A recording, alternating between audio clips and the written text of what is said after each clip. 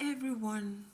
Did you know that a staggering 80% of our thoughts are negative? Shocking, right? But don't worry, today we're flipping that around. Thanks for tuning in and welcome back to another exciting video.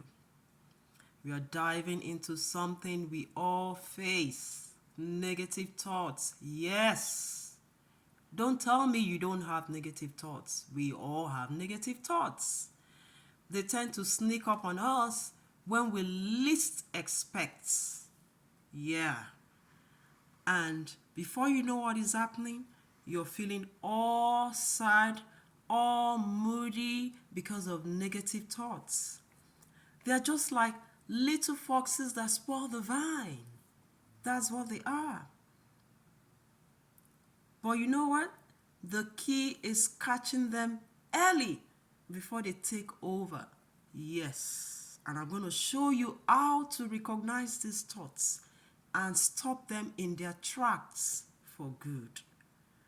You know what? You can't stop a bird from flying over your head, but you can stop it from building its nest on your head. Imagine just sitting there and suddenly a thought pops up. I'm not good enough, or why do I always fail? We've all been there. Yeah, some of these thoughts have come to some of you. You can't tell me you've not had these thoughts. Yeah, they're creeping quietly, but you know what? If you let it in or toss it at the back of your mind, that is when it controls you. And it spoils your whole day, months, even years. But the key is to recognize it early. When you do, you take away its power. Recognizing it is not, oh, I'm going to take a hold of this. No. You want to deal with it the moment that thought comes.